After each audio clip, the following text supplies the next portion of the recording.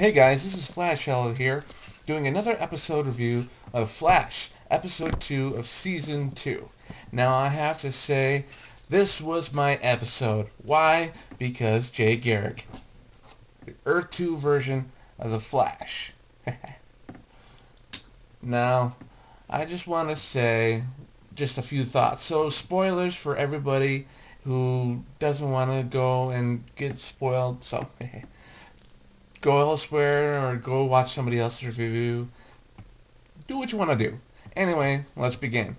Okay, first off the bat, Barry in particular was very harsh on Jay, mainly because he's this person that just broke into Star Labs for one, and claims to know everything about everybody, and that's because he's doing a lot of investigations concerning all these people because he doesn't know whether or not to trust them.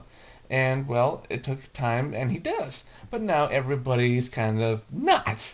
You can understand why. You have somebody prying into their lives without them knowing. Yeah, it's not a good combination. So Caitlin is doing a bunch of tests to see if he was a speedster at one point, but Jay goes on to say that Zoom stole his powers. So the interesting little flashback that they showed was very cool. I liked what they did, and I also liked what they did with Candyman's voice being the voice of Zoom. So that was cool. The costume I'll probably get more into as the series progresses. But I definitely like what they did for Jay's costume. It looks old, it's got that classic feel to it, but I kind of wish they had made the Bolt more solid color, like his traditional costume. But I still like what they did. It's kept original to it. Gotta love the helmet. So that was nice to see. I also liked in this episode the relationship between Cisco's character and Martin Stein's character. They're really starting to bond together. So that was cool just to kind of figure out more of the multiverse. And Cisco, I really like that his powers are even developing even more, but he wants nothing to do with them because he's afraid because of where his powers originated from Professor Wells, who was Eobard Thawne, the Reverse Flash. And he doesn't want to think that, he is going to become inherently evil because of these powers. But if you look at Barry, there's no way.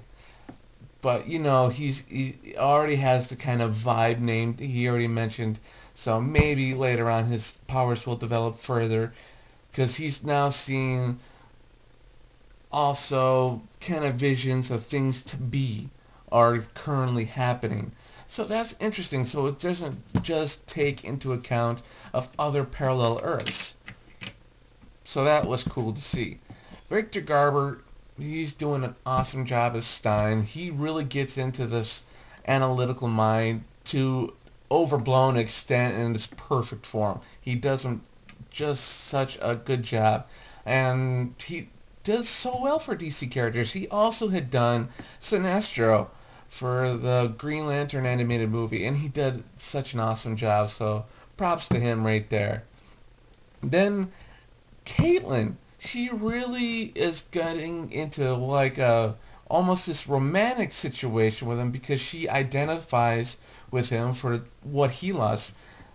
Because of the confrontation with Zoom, Jay lost his powers and was sucked into the wormhole, which brought him to Earth 1. And it's cool that because they go and explain that theory of the multiverse with Cisco and Professor Stein to the whole group, and it was funny. I mean, especially Joe's part. He's just totally over the head with it, or at least the concept. So it was cool to see that there may be like a budding relationship with those two. So we'll see how that works out. But she is supposed to go dark side, so I don't know how well that'll turn out. Plus, if Ronnie ever shows up again, who knows? Then there was the introduction of Patty Spivot, who I thought was just going to be just this cop, but they do more to her. They give her that analytical mind like she has in the comics. She was a CSI to fellow Barry Allen, and her little conversations with Barry, it was great to see that there could be a spark between them, no pun intended. So that was cool. I definitely like that there's now another relationship that actually works out because She's very attractive. They have something in common with Barry, and and she wants to get on this metahuman task force to go and stop all these bad guys from happening because she had an incident with one, which is the weather wizard, Mark Martin, who went and killed her father. And she wants to make sure that doesn't happen to anybody else. And then eventually she gets joined up due to Joe's approval, which didn't happen till like the very last end of the episode because he doesn't want anything to happen to her like his previous partners being Eddie and so forth. So he eventually does, which is cool. Then, let's see, Sand Demon.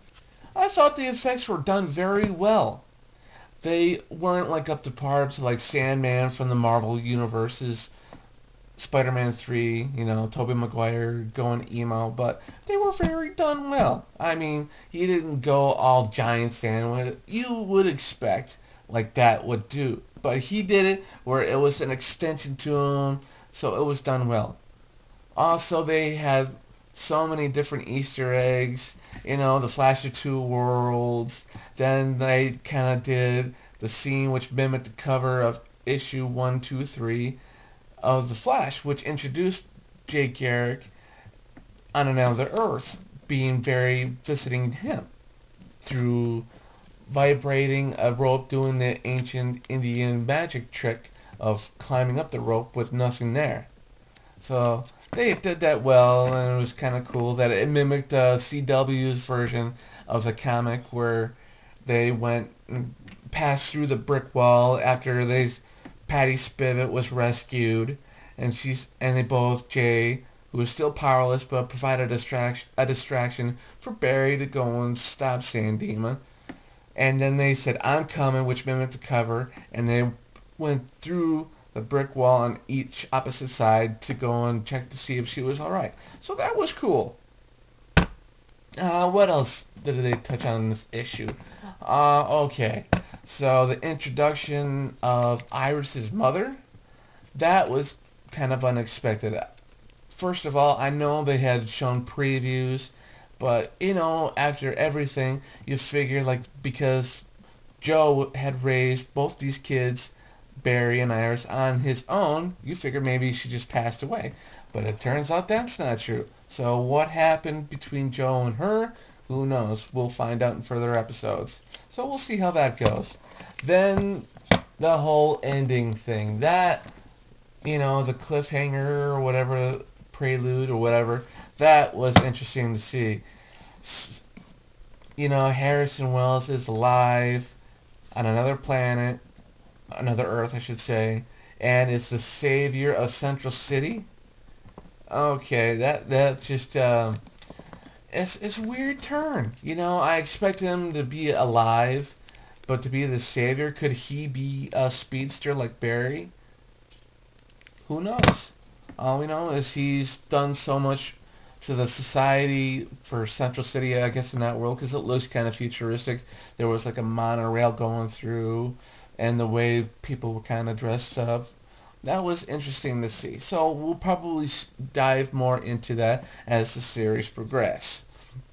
Then there's the way Jay's powers began. He said that he only got his powers 2 years ago. So it would be only a year before Barry got his. And I felt that was out of the writers to do that. I figured, excuse me for saying that so many times, that he would have had his powers more, like 10 years ago or 20 years ago. But it's not true. But they kept kind of with the origin of the comics of his regular origin, which was okay, about the hard water fumes, so that was cool. Then, something's telling me, because all of these villains seem to be parallel versions of existing people. And Zoom's character has this weird vibe to me, that it's actual an evil version of Barry. Now, wouldn't that be something? Here I'm thinking that it's Eddie Thawne, that survived the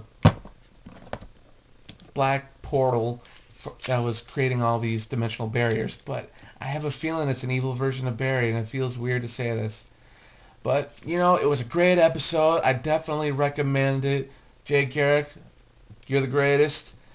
definitely check out